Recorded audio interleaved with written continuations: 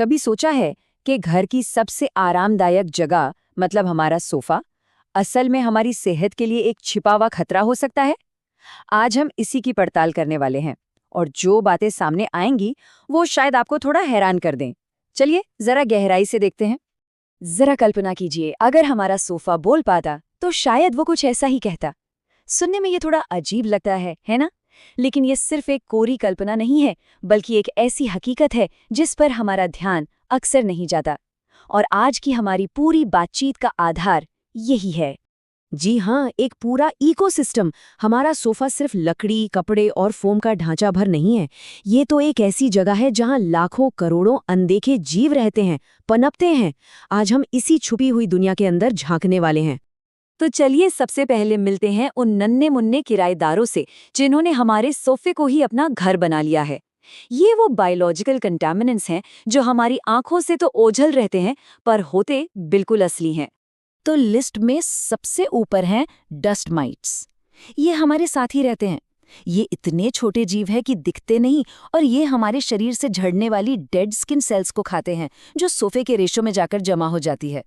अब देखिए, प्रॉब्लम इनके खाने से नहीं बल्कि इनके वेस्ट से है। इसमें DERP1 नाम का एक एंजाइम होता है जो एलर्जी और अस्थमा को ट्रिगर करने वाले सबसे बड़ी कारणों में से एक माना जाता है। और कहानी यहीं खत्म नहीं होती। डस्ट माइट्स के अलावा हमारा सोफा बैक्टीरिया और फफूंद मतलब मोल्ड के लिए भी एक शानदार ब्रीडिंग ग्राउंड बन सकता है, जैसे कि स्टेफिलोकोकस बैक्टीरिया जो स्किन इन्फेक्शन कर सकता है, या एस्परजिलस फफूंद जो सांस से जुड़ी दिक्कतें पैदा कर सकती है। खासकर अगर घर में थोड़ी नमी हो या कभी कभार खाने पीने की चीजें गिर जाती हों, तो बस समझ लीजिए कि इनको पार्टी करने का मौका मिल गया। और अब जो आंकड़ा सामने आ रहा है वो सच में चौंकाने वाला है। यूनिसेफ की एक स्टडी के मुताबिक एक आम सोफे पर एक टॉयलेट सीट के मुकाबले 12 गुना ज्यादा बैक्टीरिया हो सकते हैं।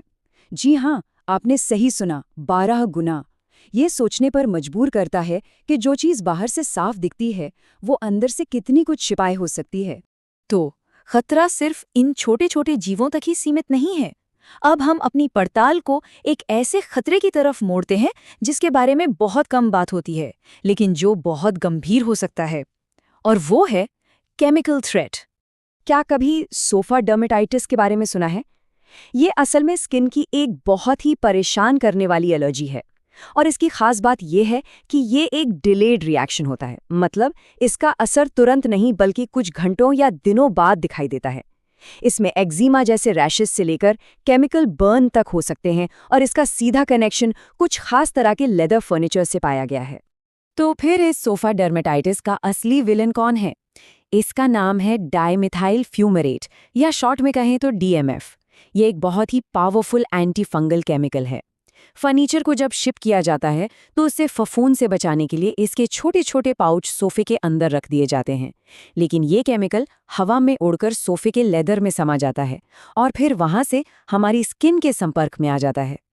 और जब स्किन DMF के संपर्क में आती है तो इसके लक्षण काफी गंभीर हो सकते हैं, जैसे कि एक्जिमा वाले रैशेज जो ठीक ही ना हो रहे हों, स्किन पर छाले पड़ जाना या फिर ऐसा महसूस होना जैसे त्वचा जल गई हो। और ये लक्षण अक्सर शरीर के उन्हीं हिस्सों पर दिखते हैं जो सोफे से सबसे ज्यादा टच होते हैं, जैसे कि हमारी पीठ, कूल्हे और जांघों का पिछला हिस्सा। तो हमने बायोलॉजिकल खतरों को भी देख लिया और केमिकल खतरों को भी समझ लिया। अब चलिए इन सारे डॉट्स को कनेक्ट करते हैं और देखते हैं कि ये सब मिलकर हमारी सेहत पर असल में क्या और कैसे असर डालते हैं। आइए इसे बिल्कुल सीधे सीधे समझते हैं। सोफे में डस्ट माइट्स हैं तो अस्थमा और स्किन एलर्जी का खतरा है। स्टेफिलोकोकस जैसे बैक्टीरिया हैं तो स्किन इन्फेक्शन हो सकते हैं। एस्परजिलस जैसी फफूंद है तो सांस की तकलीफें और एलर्जी बढ़ सकती है। और अगर DMF जैसा केमिकल मौजूद है तो वो तो सीधे सीधे केमिकल बर्न और गंभीर एक्जिमा की वजह बनता है। मतलब साफ है, सोफे में छिपी हर चीज का हमारी सेहत पर एक सीधा असर पड़ सकता है। और ये देखिए, एक और बड़ी बात, स्टडीज बताती हैं कि स्किन की जो लंबी चलने वाली बीमारियां होती हैं जिनकी वजह साफ साफ पता नहीं चलती, उनमें से करीब 40% मामलों के पीछे घर के अंदर का माहौल ही जिम्मेदार होता है। और इन मामलों में अक्सर हमारा सोफा ही वो साइलेंट कल्प्रिट होता है। अच्छा, तो इतनी सारी बातें सुनकर शायद थोड़ी चिंता हो रही होगी लेकिन घबराने की जरूरत नहीं है। अच्छी खबर यह है कि इन खतरों को हम काफी हद तक कंट्रोल कर सकते हैं। तो चलिए अब समाधान की बात करते हैं, एक 3 लेवल एक्शन प्लान के साथ। सबसे पहला और सबसे जरूरी लेवल है प्रिवेंशन, मतलब रोकथाम। प्रॉब्लम को शुरू होने से पहले ही रोक देना। इसके लिए सोफे पर एक प्रोटेक्टिव कवर का इस्तेमाल करें। घर में ह्यूमिडिटी यानी नमी को 50% से नीचे रखने की कोशिश करें, क्योंकि ज़्यादातर माइट्स और मोल्ड नमी में ही पनपते हैं। और हाँ, कमरों को हवादार बनाए रखें ताकि ताज़ी हवा आती जाती रहे। अब आता है दूसरा लेवल, जो है रेगुलर मेंटेनेंस। ये वो छोटी छोटी आदतें हैं जो एक बड़ा फर्क ला सकती हैं। हफ्ते में एक बार वैक्यूम क्लीनर के अपहोल्स्ट्री अटैचमेंट से सोफे को अच्छी तरह साफ करें। अगर कुछ गिर जाए तो उसे तुरंत साफ करें, रगड़े नहीं, और समय समय पर कुशन को पलटते रहें। और आखिर में है लेवल 3, डीप क्लीनिंग। साल में कम से कम 1 या 2 बार प्रोफेशनल डीप क्लीनिंग करवाना बहुत ज़रूरी है, खासकर उन घरों में जहां बच्चे हैं, पेट्स हैं या किसी को एलर्जी की समस्या है। इसमें शैम्पूइंग और स्टीम क्लीनिंग जैसी तकनीकें इस्तेमाल होती हैं जो सोफे को अंदर तक जाकर साफ और डिसइंफेक्ट करती हैं। ये एक छोटा सा निवेश है जो हमारी सेहत के लिए बहुत फायदेमंद साबित हो सकता है।